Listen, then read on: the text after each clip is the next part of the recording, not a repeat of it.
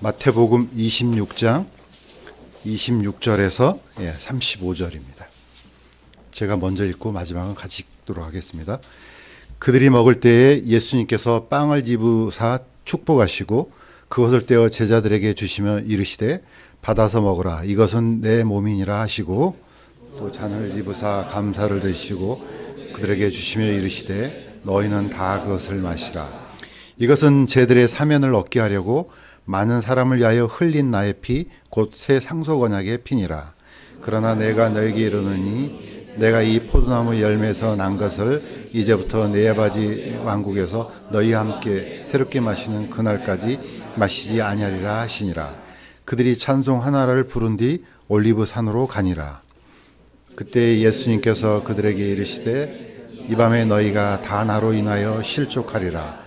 기록된 바 내가 목자를 치리니 양떼의 양들이 널리 흩어지리라 하였느니라.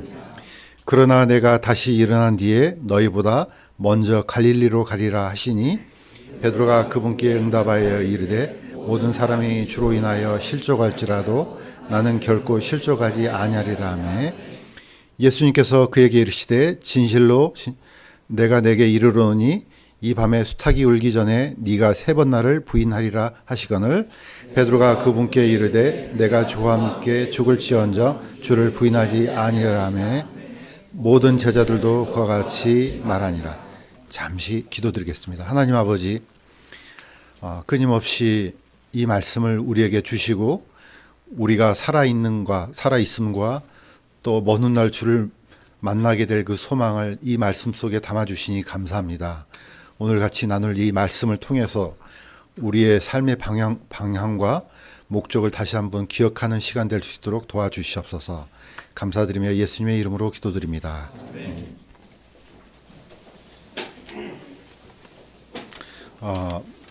마음이 비슷하다 보니까 찬양도 비슷한 걸 선곡한 것 같습니다. 감사합니다. 여러분들 혹시 관심이 조금 있으시면은 오늘이 이제 우리는 보통 부활절로 이제 어떻게 보면은 이제 지키고 있는데 유대력을 보면은요 오늘이 아닙니다. 다음 달입니다. 그래서 또 제가 또 이런 걸 못 참잖아요. 아니 왜 동일한 달력을 쓰는데 음력을 쓰는데 왜 틀릴까? 그랬더니 우리나라하고 유대력의 차이가 뭐냐면은 윤달을 끼워 넣는 연도가 틀립니다.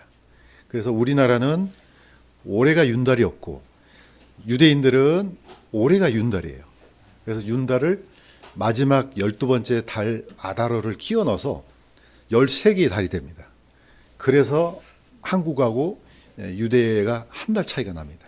그래서 다음 달에 유대인들은 다음 달이 부활 이 패스오버 6월절이 됩니다.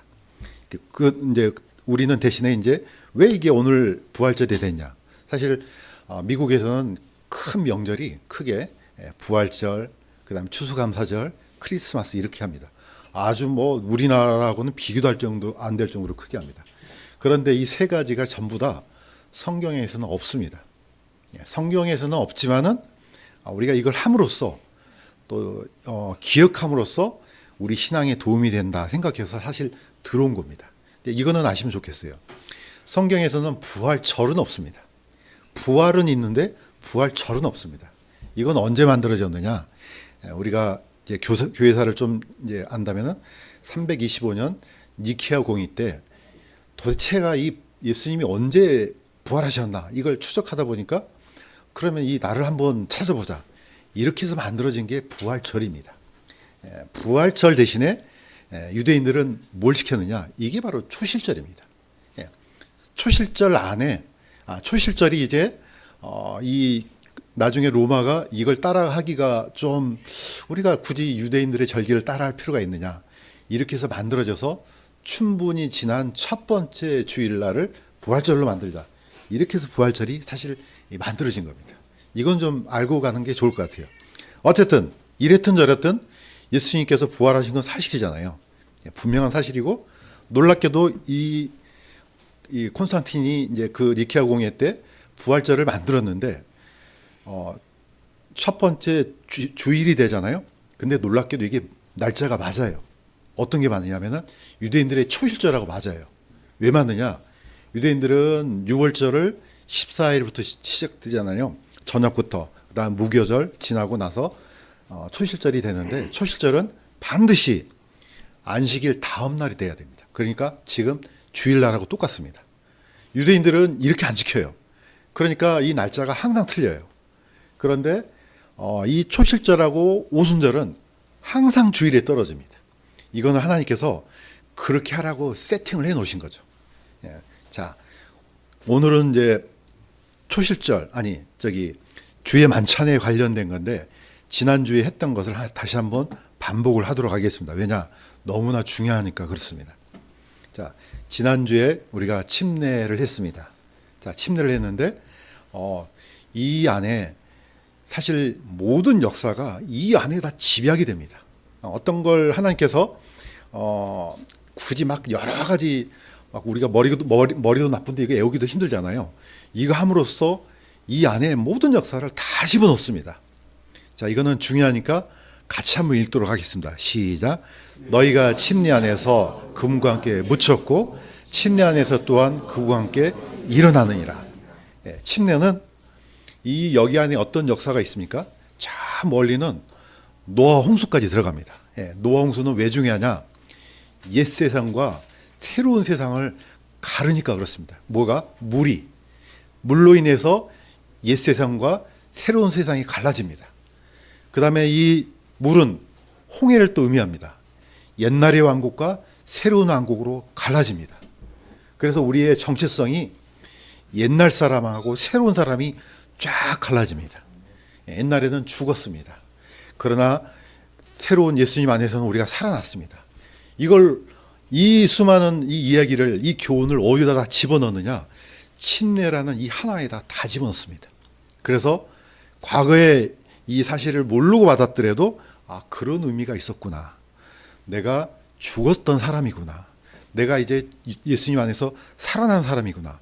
그래서 어떻습니까? 왼쪽에 있는 그림은 물속에 잠긴 그림이고 오른쪽에 있는 것은 물에서 일어난 겁니다. 우리는 이렇게 해서 침례를 통해서 나는 이제 하나님 안에서 새로운 생명이다. 이렇게 이제 선포하게 되는 겁니다. 그 가운데 뭐가 있습니까? 물이 있습니다. 이거는 홍해를 의미하기도 하고 요단강을 의미하기도 합니다. 이 하나님께서 예수님께서 명령하신 이 침례를 받은 사람은 반드시 뭘로 옮겨갑니까? 드디어 이제 주의 만찬을 먹을 수가 있습니다. 이거는 이 침례를 받지 않은 사람은 이걸 먹어서는 안 됩니다. 제가 제인이하고 제이를 보니까 우리가 먹을 때마다 얼마나 이게 먹고 싶었겠어요. 드디어 오늘 먹을 수가 있습니다. 자, 이게 아까 이 침례하고 이 만찬이 두 개가 나눠집니다. 침례는 일생에 딱 한 번만 받는 겁니다. 물론 이제 우여곡절이 있어서 내가 복음을 알지 못한 상태에서 받았는데 이게 내가 복음을 받아들였구나. 이렇게 하면 두 번 받을 수가 있습니다. 그러나 정상적인 거는 한 번입니다. 이거는요, 이제는 매번 하는 겁니다. 이거는 반복적인 겁니다. 두 가지가 이렇게 이제 세팅이 딱 절묘하게도 된 것 같아요. 지난주는 침례를 받았고 오늘은 이제 주의 만찬을 합니다. 자, 이걸 고린도전서 11장에서 사도 바울이 다시 한번 얘기를 합니다. 이것도 중요하니까 같이 한번 읽도록 하겠습니다. 시작. 주 예수님께서 그 밤에 빵을 집으사 감사를 드리신 뒤에 이것은 너희를 위하여 찢긴 내 몸이니 나를 기억하여 이것을 행하라.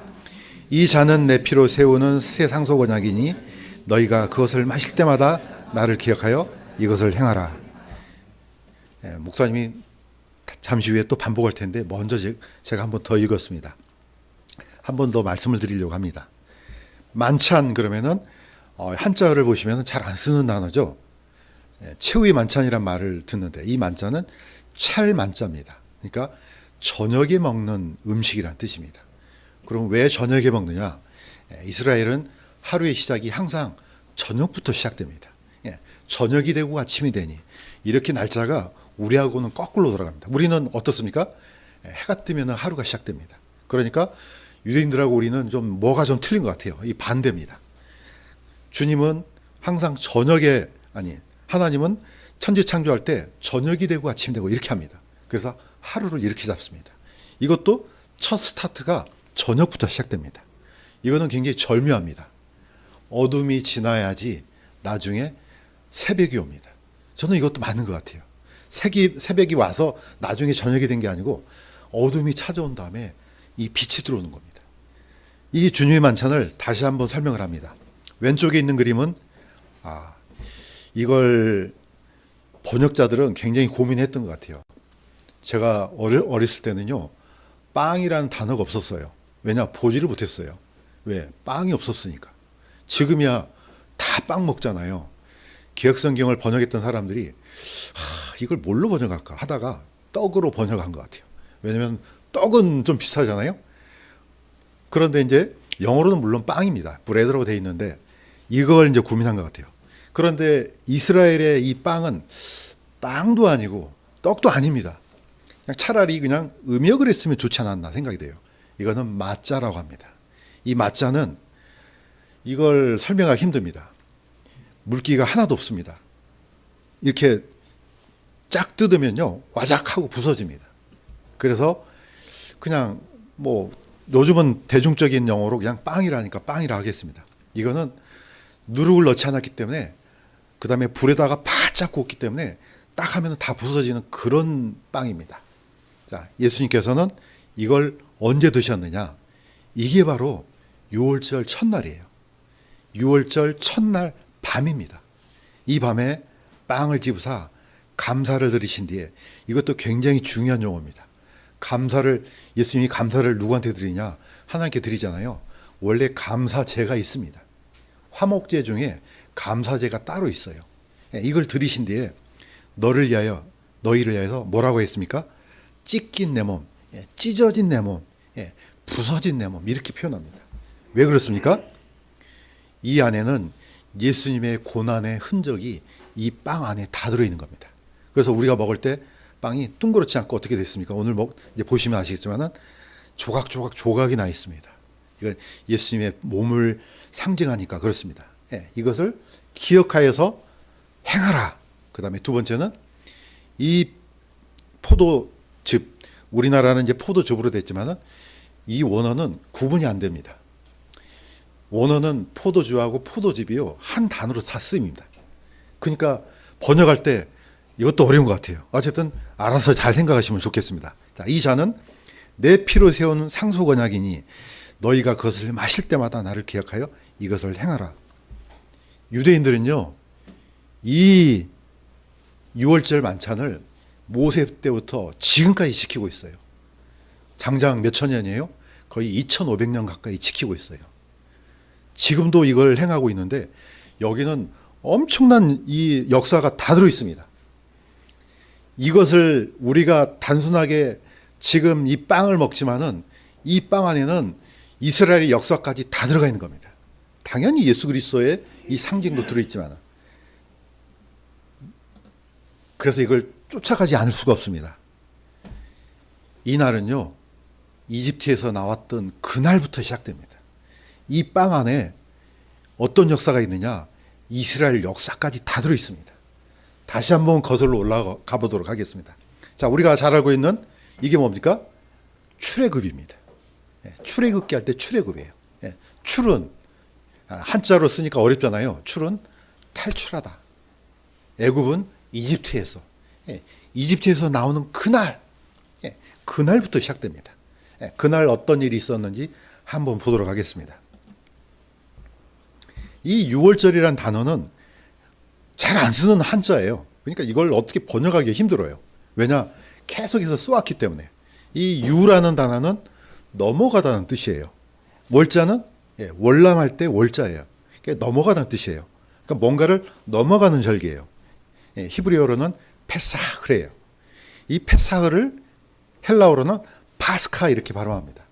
이 파스카를 영어로는 패스오버 이렇게 번역을 한 겁니다.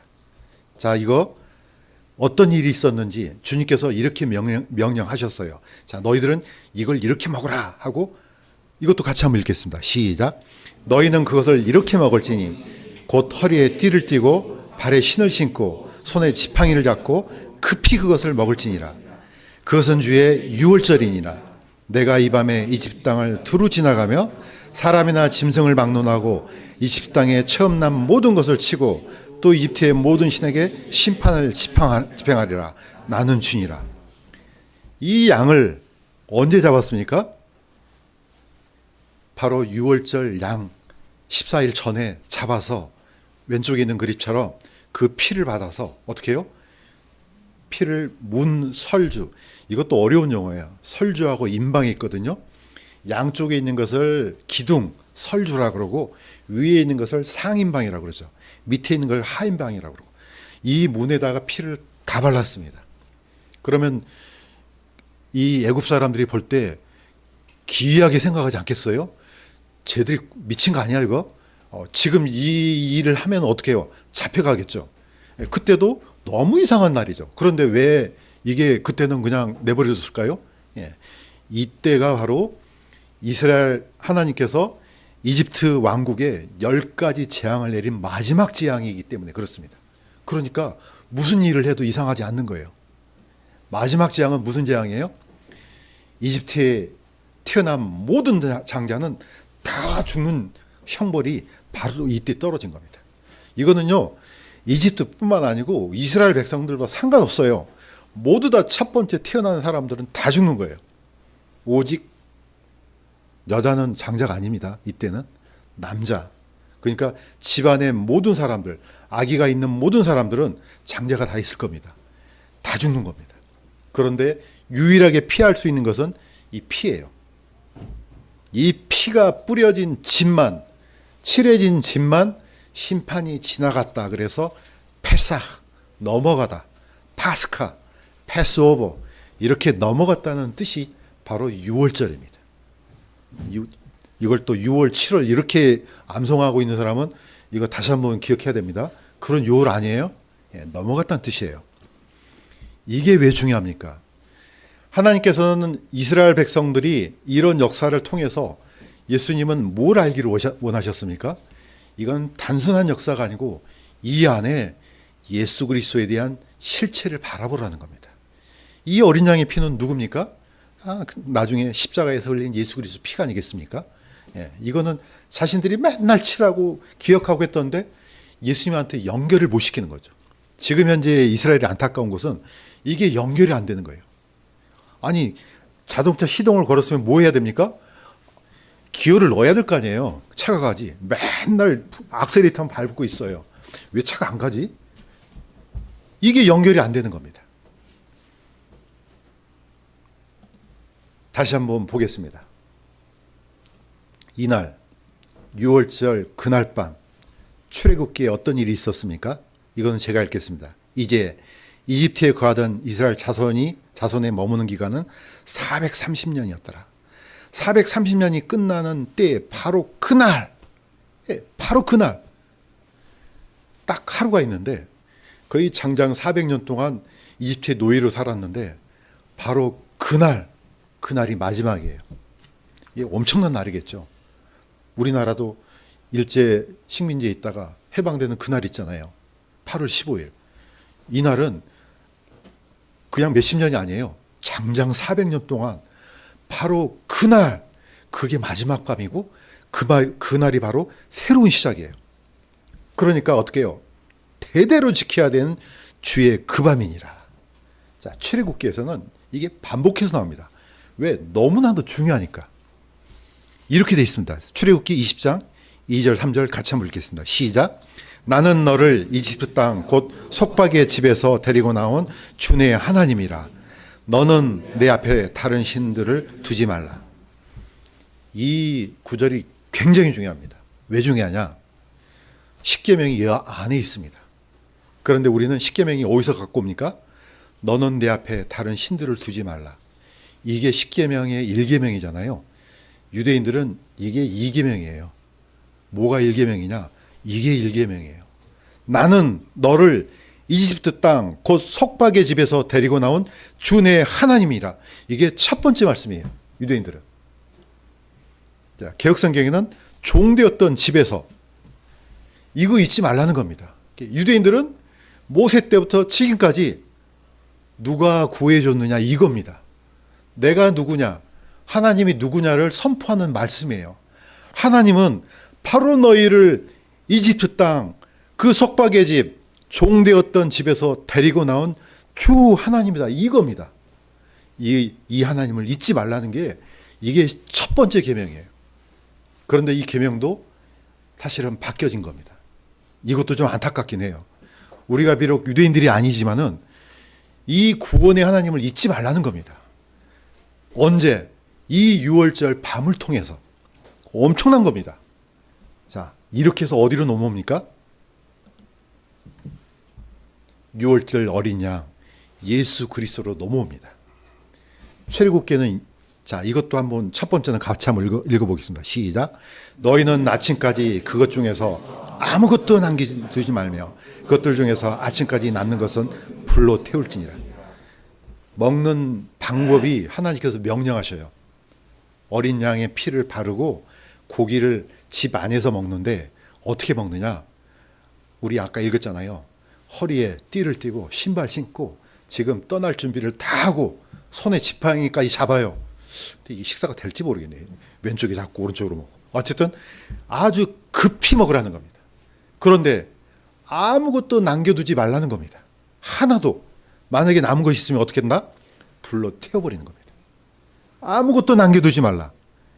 이 안에 우리는 예수님께서 하신 말씀을 기억해야 됩니다. 자, 먹었던 남는 거 전부 다 태운다. 이 말은 뭡니까? 어린 양이 받을 모든 고난이 그날 다 끝나는 겁니다. 그래서 예수님께서는 이렇게 말씀하신 겁니다. 마지막 말씀은 중요하니까 같이 한번 읽겠습니다. 시작. 예수님께서 식초를 받은 뒤에 이르시되 다 이루었다 하시고 머리를 숙이신 뒤에 숨을 거두시니라. 예. 모든 고통과 모든 비난과 모든 조롱과 이 모든 것을 어떻게 해요? 그날 다 끝내버린 겁니다. 그래서 우리는 예수 그리스도를 믿을 때 우리의 모든 지옥의 형벌이 이 안에 다 끝난 겁니다. 남겨두지 않는 겁니다. 그런데 이스라엘 백성들은 하나님께서 그 휘장을 찢었음에도 불구하고 계속해서 드렸잖아요. 반복하지 않는다는 거예요. 히브리서가 지금 계속해서 반복적으로 하는 게 뭡니까? 예수님의 이 십자가 이 사건은 반복이 안 된다는 거예요. 그러니까 어떻습니까? 구원받았다가 잃어버렸다가 또 구원받았다가 이거 반복 안 된다는 거예요. 이게. 이거 하지 말라는 겁니다. 왜냐? 예수님의 제물은 퍼펙트하니까. 완전하니까. 유대인들은 그 양과 염소와 소가 매번 드려요. 매번. 왜냐? 완벽하지 않거든요. 죄를 생각나게 하는 기능은 있는데 완벽하지 않으니까 끊임없이 드리는 거예요. 그런데 예수님은 완전한 제물이 되셔갖고 십자가에서 단 한 번에 끝내버리셨습니다. 그래서 우리 같이 드리는 예배 드리는 강남 성도 침례교회 모든 성도들의 죄는요, 우리가 예수님을 믿을 때 다 끝난 겁니다. 예. 이걸 우리가 예수님을 믿는다 이렇게 표현하는 겁니다. 도대체 뭘 믿습니까? 이단들도 예수님을 믿고 다 믿어요. 안 믿는 사람 봤어요? 다 보면 예수님 믿어요. 뭘 믿냐 이거죠. 예수님도 그래서 나를 누구라 하느냐 물어본 거예요. 유대인들한테 나중에 가이사랴 빌립보에서 거의 이제 예수님의 사역이 다 끝났을 때 거기서 물어보잖아요. 사람들이 나를 누구라 하느냐. 그러니까 사람들은 어떤 사람은 침례 요한입니다. 엘리야입니다. 아니면 에레미야입니다. 예수님을 믿는데 그 예수님에 대한 이해가 다 달라요. 어떻게 믿느냐가 중요한 겁니다. 우리가 이 만찬을 주의 만찬을 하면서 이걸 기억하지 못한다면요, 이거 뭐 백날 먹어봤자 소용없습니다. 이걸 먹을 때마다 주께서 내 죄를 다 짊어지셨구나. 주님께서 내가 받을 형벌을 이렇게 몸이 찢어지는 것처럼 이 형벌을 다 받아내셨구나. 이걸 생각하고 먹어야지. 오늘 만찬이네? 맛있겠네. 이거 먹으면 아무 소용 없는 거예요. 자, 이제 그리스도의 부활로 넘어가겠습니다. 우리가 단순한 예수님께서 명령하신 거 아주 짧은 규례지만요, 이 안에 과거와 현재와 미래가 담겨 있습니다. 침례도 마찬가지입니다. 침례를 받을 때 이젠 내 과거야. 내가 일어날 때 이제 내 현재가 되고 또 뭐합니까? 나중에 예수님께서 부활하시듯이 나도 부활하겠구나. 미래가 담겨 있는 겁니다. 그냥 아주 단순한 규례가 아니고요. 여기 안에는 어마어마한 이 역사와 하나님께 주신 교훈들이 이 하나에 다 담겨 있는 겁니다. 우리가 먹는 이것도 똑같습니다. 여기 안에 모든 이스라엘 역사와 그 다음에 내 문제, 제 문제, 영원한 문제가 다 한꺼번에 다 들어있는 겁니다. 그래서 혹시라도 누가 저게 무엇을 의미하냐 했을 때 우리는 설명해 줘야 됩니다. 그냥 글쎄 그냥 교회에서 하는 것 같아 이래버리면 큰일 납니다. 이거. 예, 혹시라도 그렇게 말하면 그 사람 구원받지 않은 사람이에요. 자, 예수님께서 마지막 이 만찬을 드시고 이렇게 말씀하셨습니다. 다시 한번 이거 한번 읽겠습니다. 시작. 예수님께서 그들에게 이르시되 이 밤에 너희가 다 나로 인하여 실족하리라. 기록된 바 내가 목자를 치리니 양떼의 양들이 널리 흩어지리라 하였느니라. 그러나 내가 다시 일어난 뒤에 너희보다 먼저 갈릴리로 가리라. 예수님께서는 그 유월절 밤에 이제 유대인들이 이게 무슨 뜻인지 몰랐을 때 예수님께서 첫 번째 말씀하셔요. 이거 너희들이 먹는 이 빵, 이 mat자, 이거는 내 몸을 의미하는 거야. 너희들이 먹었던 이 포도주, 이거 내 피를 의미하는 거야. 이때 이 얘기를 하셔요. 근데 사도들이 이걸 알아먹었는지는 모를 것 같아요. 아마도 정신이 없어서 이거 몰랐을 것 같아요. 나중에 그 뜻이었구나. 그러지 않았나. 자, 이때 예수님께서 뭐라고 하십니까? 내가 목자를 치리니 양떼의 양들이 널리 흩어지리라. 이건 스가랴에 나온 말씀이에요. 어떻게 보면은 그 못을 박은 사람들은 유대인들이고 로마 사람들이었지만은 이거는 하나님의 섭리 가운데 있다는 겁니다. 예, 하나님께서 예수님을 치겠다는 거예요. 예, 다시 말해서 이 예수님을 희생제물로 받으시겠다는 겁니다. 그러면 어때요? 양들이 놀래갖고 다 흩어져 버린다는 거예요. 자, 그러면서 내가 다시 일어난 뒤에, 이거 뭡니까? 부활한 뒤에 너희보다 먼저 갈릴리로 가리라. 갈릴리가 중요하죠. 예. 이걸 다 들었지만은 제자들이 이걸 알아먹었습니까? 못 알아먹었습니다. 왜? 그날 아침에 일어났을 때 아무도 갈릴리로 간 사람이 없었습니다. 어디로 갔습니까? 엠마오로 갔습니다. 낙향했습니다. 다 끝났네 이제. 그냥 3년 반 동안 죽으라 쫓아다녔는데 이거 뭐지 이게? 그냥 다 가. 집으로 다 흩어졌습니다. 이때 예수님께서 엠마오로 가는 제자들 속에 들어가서 뭘 얘기하셨습니까? 이거 구약성경, 구약에 있는 말씀 다시 한번 깨우쳐 주셨어요. 그러니까 그때 사람들이 그 엠마오에 가던 두 제자들이 자신들의 마음이 뜨겁지 아니하더냐 이렇게 고백했어요. 이게 그 말씀이었구나. 그제서야 이제 눈이 뜨여서 이 말씀을 이해하게 됐습니다. 자, 왜 갈릴리로 가라 그랬습니까? 처음을 기억하라는 겁니다. 저는 이 부활의 아침, 부활절 행사에서 가장 중요한 것은 저는 이거라고 봅니다. 부활 막 예수님이 사셨다 막 우리가 찬양을 드립니다. 그런데 어떻게 보면은 정말 정작 중요한 것은 놓치는 경우가 있어요. 예수님께서 부활하실 때 가장 먼저 주신 말씀이 있어요. 막달라 마리아하고 다른 마리아가 예수님의 무덤에 갔습니다. 자, 이때 예수님께서 나타나셔서 이렇게 하셨습니다. 예수님께서 그들에게 이르시되 두려워하지 말라. 가서 내 형제들에게 갈릴리로 가라고 말하라. 명령이 뭡니까? 갈릴리로 가라. 거기서 그들이 나를 보리라. 이건 나중에 갈릴리로 가잖아요. 안 갔습니다. 동일하게 막달라 마리아에게도 명령을 주신 게 내 형제들에게 사도들한테 제자들한테 가서 갈릴리로 가라 그래. 명령 이렇게 했어요. 나중에 갔지만은 왜 이게 중요합니까? 갈릴리는 사도들의 고향이에요. 처음에 베드로가 뭐 있던 사람이었습니까? 갈릴리에서 고기 잡던 사람이에요. 고기 잡던 사람이 나중에 어떻게 됐습니까? 이 영광스러운 사역을 짊어진 사도가 되었습니다. 예수님께서 갈릴리 바닷가를 거니다가 두 형제 곧 베드로라는 시몬과 그의 형제 안드레가 바다에 금을 던지는 것을 보시니 명령을 뭐라고 했습니까? 나를 따르라. 그러니까 베드로와 안드레가 주님을 따랐습니다. 자, 따라왔습니다. 어디서부터?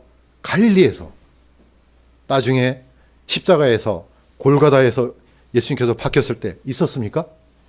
없었습니다. 누구만 있었습니까? 사도 요한만 있었어요. 다 도망가고. 그러니까 사도 요한은 어떤 복을 주셨습니까? 하나님께서 수명을 다 누리는 복을 주셨어요. 그것도 이유가 있죠. 예수님의 육신의 어머니를 맡겼잖아요. 잘 보살펴드려. 그러니까 끝까지 살아남아야죠. 만약에 마리아보다 먼저 죽으면 어떻게 해요? 안 되잖아요. 끝까지 살아남아서 그 어머니를 모시고 나중에 수명을 다해서 죽는 복을 얻었습니다. 어쨌든 뭐 순교를 했든 그렇게 살았든 사도들은 자신에게 맡겨진 책무를 다 하고 죽었습니다. 갈릴리는 바로 그걸 생각나게 합니다. 처음을. 우리가 이 복음을 알고 있지만은 가다 보면요, 까마득해요. 내가 언제 이 복음을 들었지?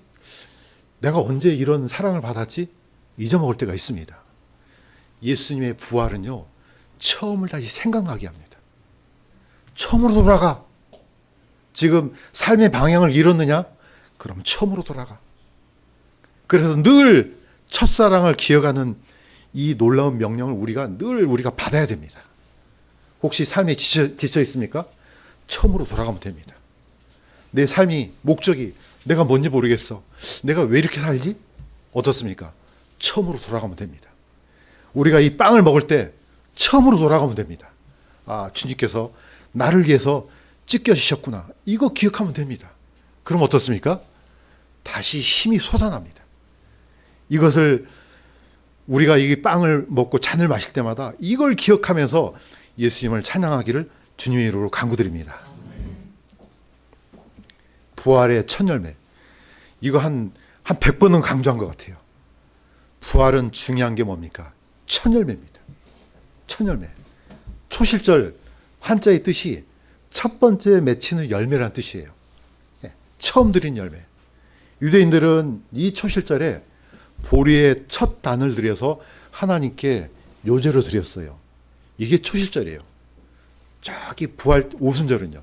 그때는 밀의 첫 단이 아니고 밀의 첫 곡식을 걷어가지고 빻아서 빵 2개를 만들어서 요제를 드렸어요. 이게 오순절이에요.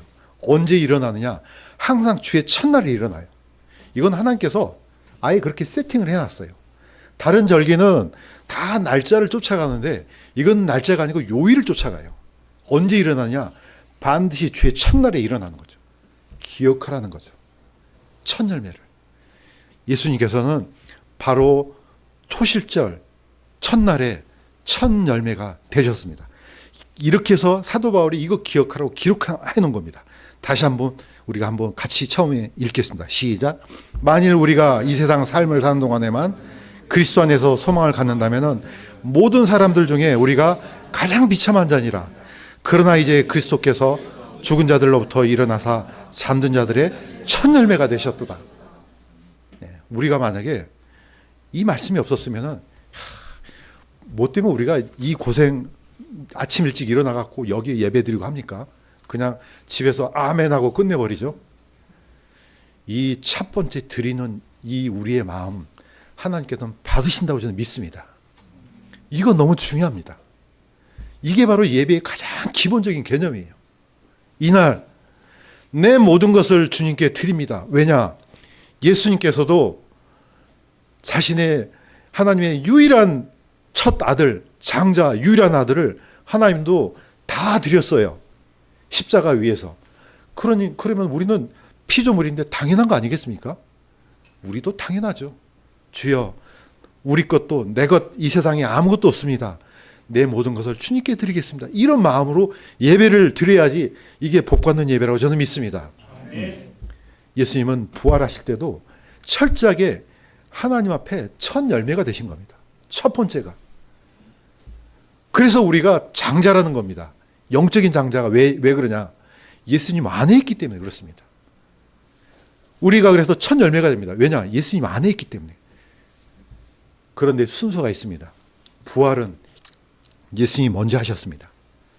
그 다음은 그리스도께서 오실 때 그분께 속한 사람들이라.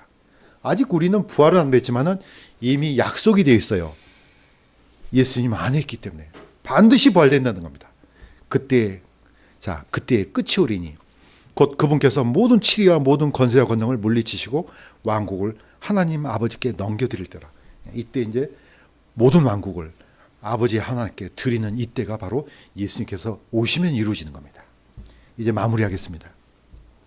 주님 다시 오실 때까지 우리가 우리가 행하는 이 규례, 이거 기억해야 될 이유가 있습니다. 자, 이거 마지막 다시 한번 보겠습니다. 너희가 이 빵을 먹고 이 잔을 마실 때마다 주의 죽으심을 그분께서 오실 때까지 보이기 때문이라.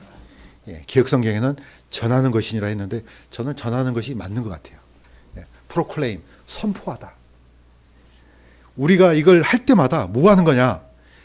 예수님께서 다시 오신다. 그때까지 이걸 행함으로써 선포하는 겁니다. 이거 얘기해야 되는 겁니다. 우리만 먹고 끝나는 것이 아니고 우리가 행하는 것은 그림자지만은 예수님께서는 분명히 다시 오신다. 찢겨지고 찢어진 이 몸 예수님의 상처 안에 그대로 있습니다. 오른쪽에 있는 것은 이 뭡니까? 이 포도즙을 붓는 겁니다. 이거는 구약성경의 전제라 그럽니다. 또는 관제라 그럽니다. 예수님께서는 십자가 위에서 모든 물과 피를 다 쏟았습니다. 이것을 전제라 그럽니다. 드링킹 오퍼링, 퍼붓다는 뜻이에요. 이게 포도즙이지만은 이게 뭡니까? 예수님께서 피를 다 쏟아부었다는 뜻입니다. 어디서? 십자가 위에서. 다 쏟아부었기 때문에 우리의 죄값이 이 피값으로 다 지불됐다는 겁니다. 그러니까 이게 엄청난 사건이에요. 그냥 단순히 이거 그냥 주의 만찬이네? 이거 먹고 마시니 그렇게 끝낼 문제가 아니라는 겁니다. 우리가 다시 한번 이 엄중함을 다시 한번 깨닫고 과거 이스라엘 그 역사까지 기억하며 하고 또 예수님께서 분명히 이거는 내 몸이다, 내 피다 그랬잖아요. 이걸 기억하면서 나중에 우리가 장차 오실 예수 그리스도의 그 상처를 볼 때까지 이걸 행함으로써 우리의 감사와 우리의 사랑과 우리의 모든 은혜가 우리 마음속에서 되살아나기를 주님의 이름으로 간구드립니다. 기도하겠습니다. 하나님 아버지